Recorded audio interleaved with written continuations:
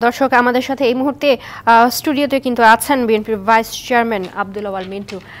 আপনাকে আরো একবার স্বাগত জানাচ্ছি। যেমনটি আপনি বলছিলেন ছাত্র জনতার এই বিজয়টিকে আপনারা স্বাগত জানাচ্ছেন, সেই বিষয় থেকেই আবারও শুরু করছি। শুনুন, আমি আপনাকে প্রথমেই আপনার প্রশ্নের উত্তর দেওয়ার আগে যারা এই আন্দোলন করতে গিয়ে, যারা মানুষের অধিকার প্রতিষ্ঠা করতে গিয়ে যারা শহীদ হয়েছেন তাদের আত্মার মাগফিরাত কামনা করি। দুই, যারা আহত হয়েছেন এবং যারা হসপিটালে আছে তাদের দ্রুত আরোগ্য কামনা করি এবং একই সাথে যারা এই আন্দোলনে নেতৃত্ব দিয়েছেন ছাত্রদের ভিতরে তাদেরকে আমি অভিনন্দন জানাই এবং সাধুবাদ জানাই। কারণ দীর্ঘদিন ধরে বিভিন্ন রাজনৈতিক দল বিএনপি সহ আমরা বলে আসতেছি যে এদেশে মানুষের কোনো ধরনের কোনো অধিকার আর বিশিষ্ট নাই। সেটা আপনি সাংবিধানিক অধিকার বলুন, সেটা আপনি গণতান্ত্রিক অধিকার বলুন, সেটা আপনি মৌলিক অধিকার বলুন, সেটা আপনি ভোটের অধিকার বলুন, কোনো কিছুই মানুষের অবশিষ্ট ছিল না। প্রত্যেকটা অধিকার একটা স্বৈর শাসনের আওতায় মানুষ থেকে লুণ্ঠিত করে মানুষকে বঞ্চিত করেছে। তো আমরা দীর্ঘদিন থেকে আন্দোলন করে আসছি যে আমরা এই সরকারের পদত্যাগ চাই, যারা অবৈধ এবং যারা বিনা ভোটে নির্বাচিত। দুই, সরকার পদত্যাগের পর একটা অন্তর্বর্তীকালীন সরকার, যে সরকার বাংলাদেশকে একটা সুষ্ঠু গণতান্ত্রিক পদ্ধতির দিকে নিয়ে যাবে একটা প্রক্রিয়ার মাধ্যমে। তো আমি মনে করি জনগণ যে আন্দোলন করছে সেটা অ্যাকচুয়ালি প্রতিফলন ঘটাচ্ছেন কিন্তু এই ছাত্ররা নেতৃত্ব দিয়া। তো আমি তাদের স্বাগত জানাই, তাদের অভিনন্দন জানাই এবং আমি মনে করি এটা দেশের জন্য একটা শুভ সূচনা মাত্র। যে আপনি যেই অগণতান্ত্রিক সরকারের কথা বলছিলেন সেটা থেকে একটু যদি জানতে চাই যে দীর্ঘদিন একটি অগণতান্ত্রিক সরকার ক্ষমতায় ছিল, ফলে দেশের ব্যবসা বাণিজ্য আসলে কতটা ক্ষতি হয়েছে বলে আপনারা মনে করছেন?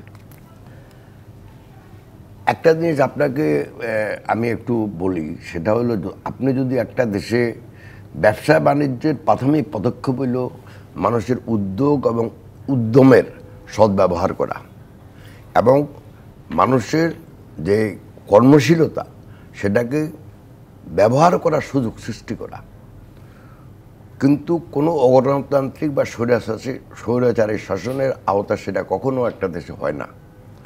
যার ফলে আমাদের বাংলাদেশে দীর্ঘদিন ধরে আমাদের একদিক দিয়ে যেরকম উদ্যোক্তাদের সৃষ্টিশীলতা আমরা ব্যবহার করতে পারি নাই, দুই, মানুষের কর্মশীলতাকে আমরা ব্যবহার করতে পারছিলাম না, তিন, মানুষের দেশে যে বৈষম্য সৃষ্টি হয়েছে সেটা আপনি সামাজিক বৈষম্য বলেন, সেটা আপনি আয়ের বৈষম্য বলেন, সেটা আপনি ধন সম্পত্তির বৈষম্য বলেন, এই এতগুলা বৈষম্যের মধ্যখান থেকে কোনো সমাজ কখনো অর্থনৈতিক দৃষ্টিকোণ থেকে উন্নয়ন করতে পারে না। কারণ রাজনীতি এবং অর্থনীতি একে অপরের সম্পূরক।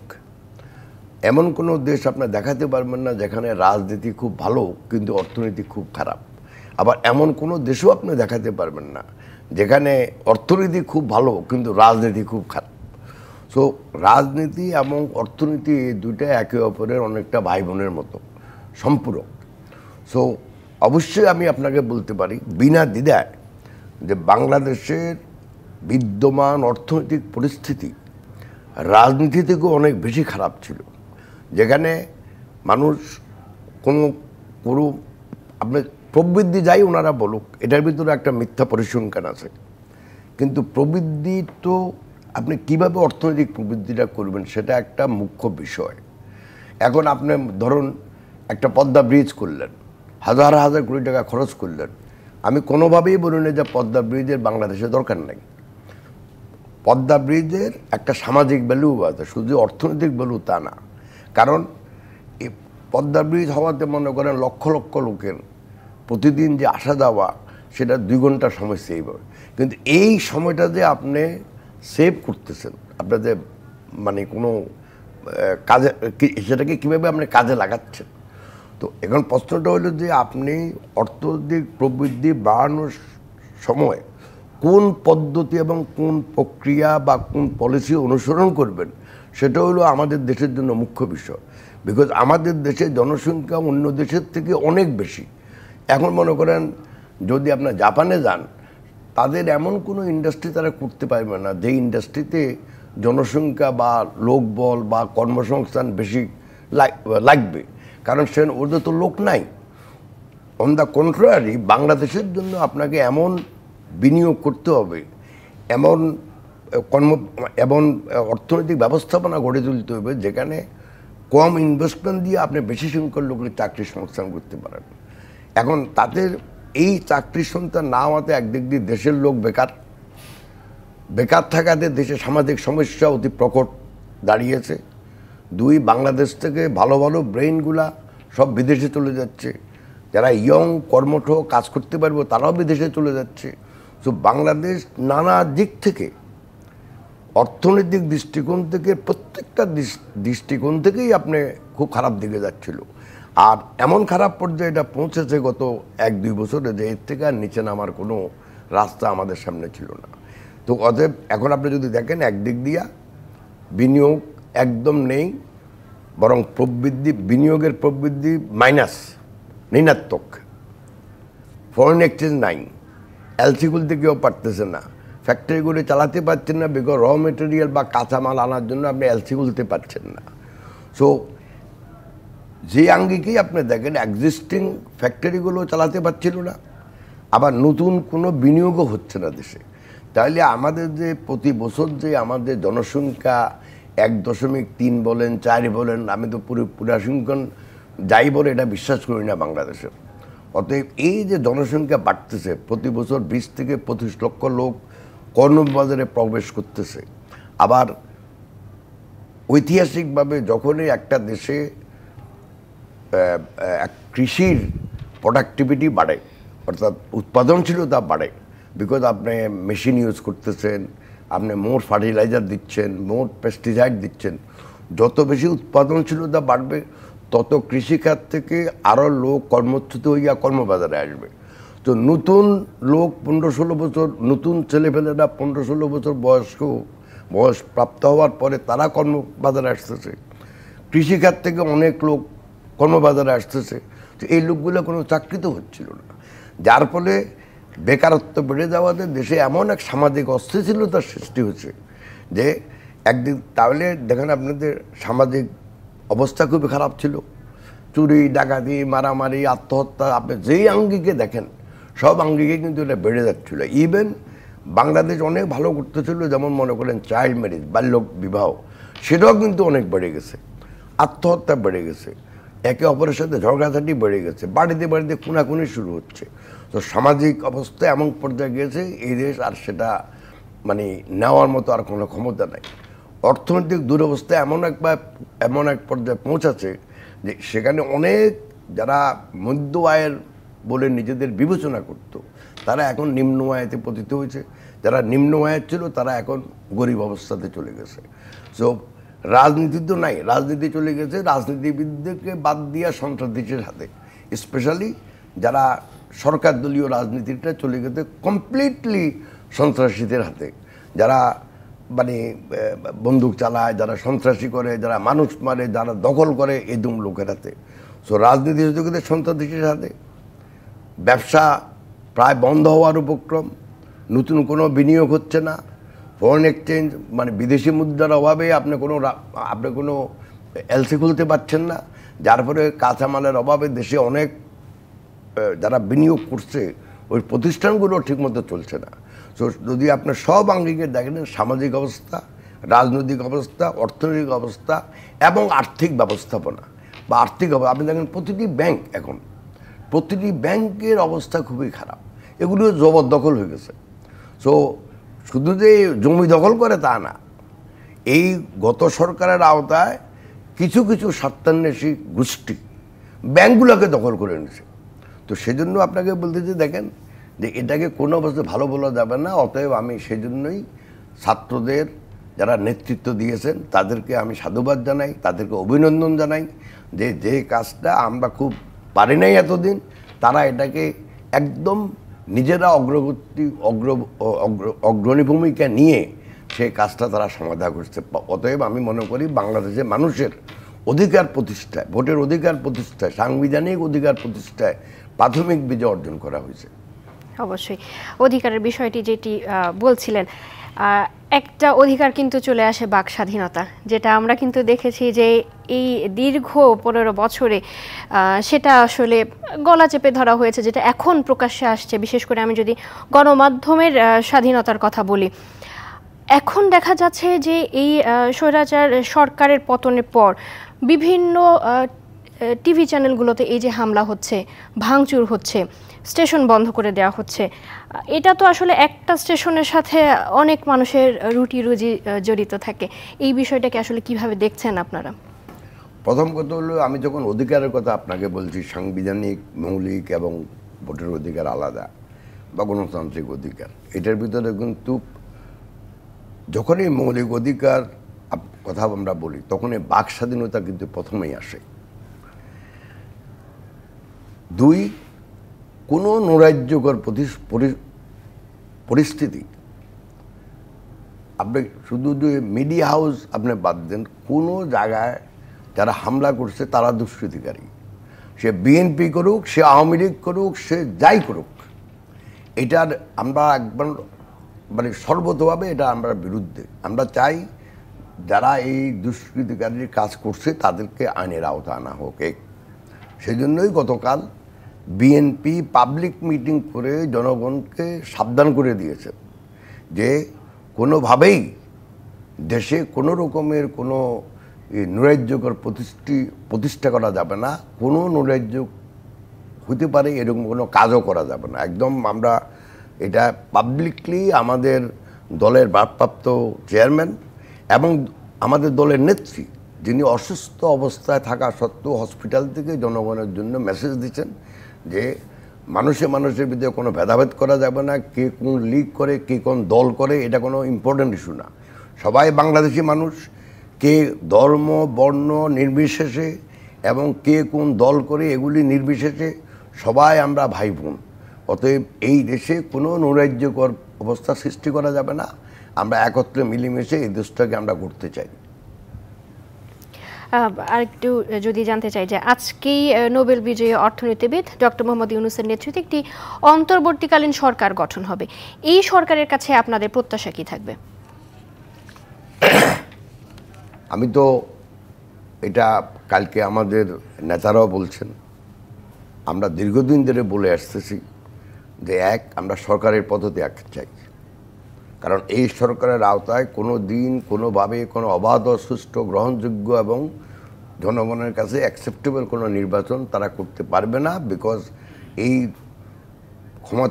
ক্ষমতাসীন দল একটা সন্ত্রাসীদের দ্বারা পরিবেষ্টিত, একদম গ্রাম পর্যায় থেকে আরম্ভ করে একদম কেন্দ্র পর্যন্ত। পুরানো যারা এই দলে ভালো রাজনীতিবিদ ছিল ওদেরকে এখন আর ছবি চেহারা দেখা যায় না। যখনই আপনি দেখবেন ওদের কোনো প্রেস কনফারেন্স, ওদের কোনো মিটিং, সেখানে দেখবেন যে একদল সন্ত্রাসী বসে আছে।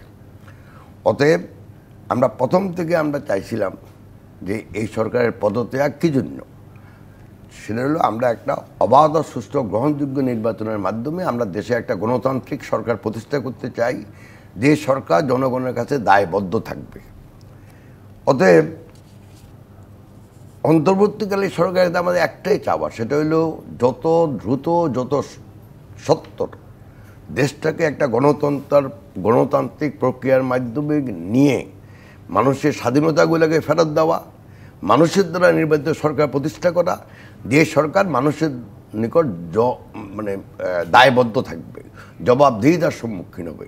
কোনো জবাবদিহিতাবিহীন সরকার আমরা আগে সরকার তো জবাবদিহিতা ছিলই না, কারণ তারা যতগুলো প্রতিষ্ঠান জনকল্যাণে প্রতিষ্ঠিত ছিল, সেটা আপনি এই টিভি স্টেশন বলেন, সেটা আপনি পুলিশ বলেন, সেটা আপনি যে কোনো প্রতিষ্ঠানই বলেন, ইভেন বাংলাদেশের বিচার বিভাগ, যেগুলি জনকল্যাণে প্রতিষ্ঠিত, জনগণের দ্বারা প্রতিষ্ঠিত, জনগণের জন্য প্রতিষ্ঠিত, সে প্রতিটা প্রতিষ্ঠান তারা নিজেদের কবজায় নিয়ে দখল করে তারা অনলি একটা স্বার্থান্বেষী মহলের জন্য দেশে কাজ করতেছিল। যার ফলে জনগণ তাদের যে অধিকার, জনগণ তাদের যেই ওয়েলফেয়ার বলেন বা যা যে ন্যায্য পাওনা রাষ্ট্র থেকে, সেটা থেকে তারা বঞ্চিত ছিলেন।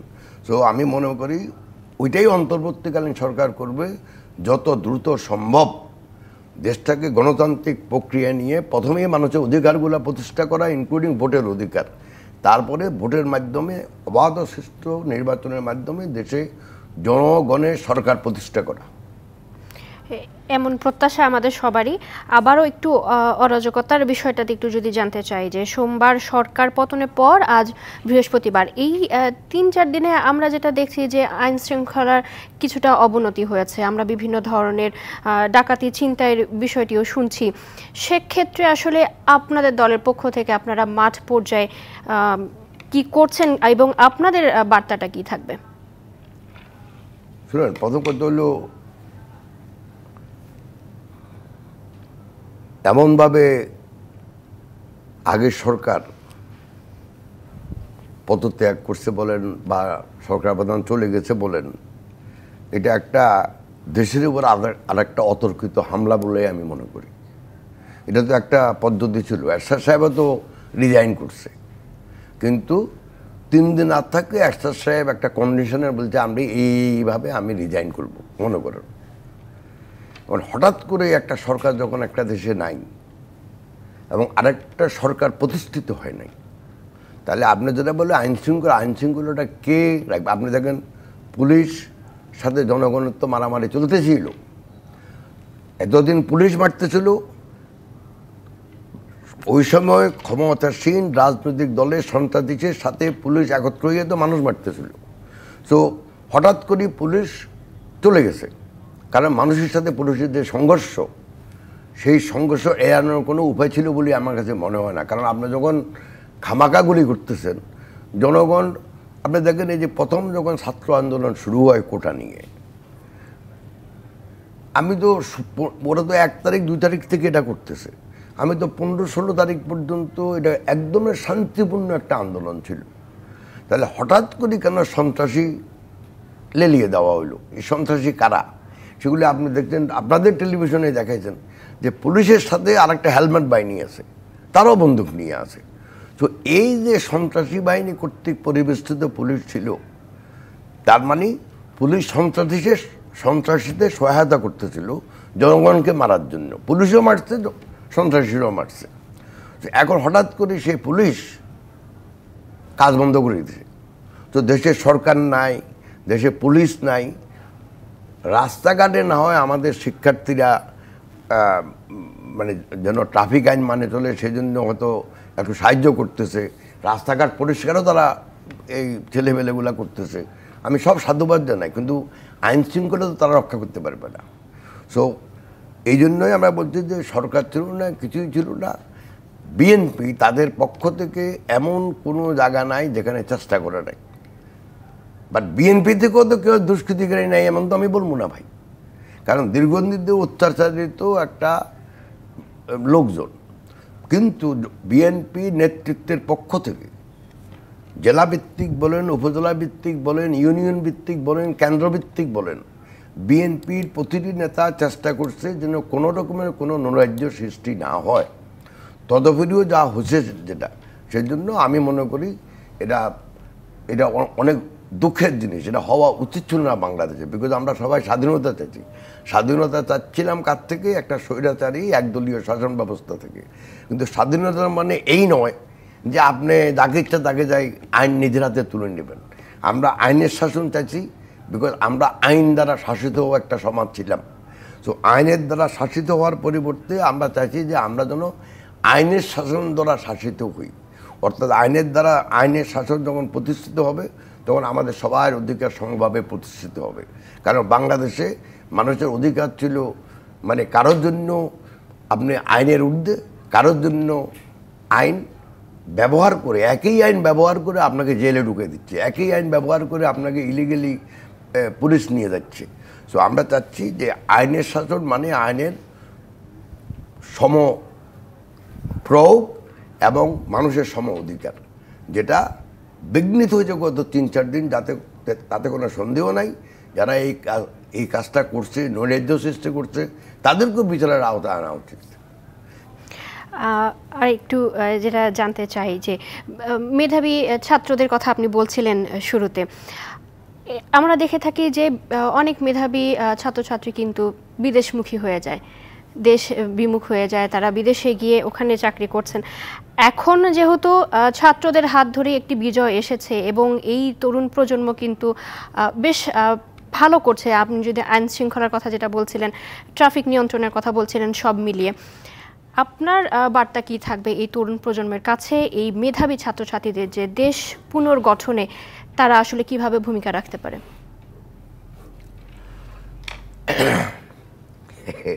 এখন এটা আমি মনে করি যে আমি তো আগেই অভিনন্দন জানাচ্ছি যে পর্যন্ত ওরা করছে, কিন্তু এদের ভিতরে অনেক তো লেখাপড়া বাকি। আমরা যদি দেশ পুনর্গঠনে নিজেকে নিয়োজিত করতে চান, দেশের কল্যাণকে নিজেকে প্রতিষ্ঠিত করতে চান, তাহলে তো আপনার তো লেখাপড়া শেষ করতে হবে আগে। তো যারা যারা এখনও লেখাপড়া শেষ করে নাই, আমার অ্যাডভাইস বলেন বা আমার চিন্তাধারা বলেন, ওদের উচিত আমাদের বিশ্ববিদ্যালয়গুলো যেগুলো গত কয়েক বছর ধরে যেভাবে গুন্ডা বান্ডা দ্বারা পরিবেষ্টিত ছিল, সেটা যেন আর কখনো না হয়। একটা সুষ্ঠু গণতান্ত্রিক পরিবেশে মেধার জন্য বিকাশ ঘটে, তারা যেন সেই পরিবেশ সৃষ্টি করে সেই পরিবেশের পূর্ণ সদ্ব্যবহার করে, যাতে করে একদিন যে যার বয়স অনুযায়ী একদিন তারাই এই সমাজকে নিয়ন্ত্রণ, আমি বলি না, বাট এই সমাজকে আরও উত্তর সমৃদ্ধি করার জন্য তারা কাজ করার যে মেধা প্রয়োজন, যেই অভিজ্ঞতা প্রয়োজন, সেটা তারা অর্জন করবে। জি নিশ্চয়ই। এতক্ষণ শুনছিলাম আপনি বলছিলেন ছাত্র জনতার বিজয়কে বিদেশমুখী বলছেন, সেটা উত্তর আমি দিছি অলরেডি। এখন একটা ছেলে যদি এখানে লেখাপড়া শেষ করে বা কোনো সবাই তো লেখাপড়া করতেছে না বা করবে না, তো একটা ছেলে যদি ক্লাস 8, 9 বা মেট্রিক পাস করার পরে যদি আর লেখাপড়া না করতে পারে, না করতে চায়, তার তো কর্মসংস্থান লাগবে। তো এখন যদি আপনার দেশে যদি বিনিয়োগ বৃদ্ধির মাধ্যমে যদি কর্মসংস্থান সৃষ্টি করা না হয়, তাহলে এই লোকগুলো কোথায় যাবে? এবং আপনাকে মনে রাখতে হবে যে একটা টাইম পর্যন্ত আমরা বিদেশে চলে গেলে আমাদের সবসময় দেশের ক্ষতি। যখন দেশের আপনি তো গার্মেন্ট এক্সপোর্ট করলে ঠিক আছে, কিন্তু আপনি গার্মেন্ট রপ্তানি করলেন, ফরেন এক্সচেঞ্জ পাইলেন, আবার মানুষের রপ্তানি করলেন কয়েকটা ডলারের জন্য, সেটা কি সমান হইল?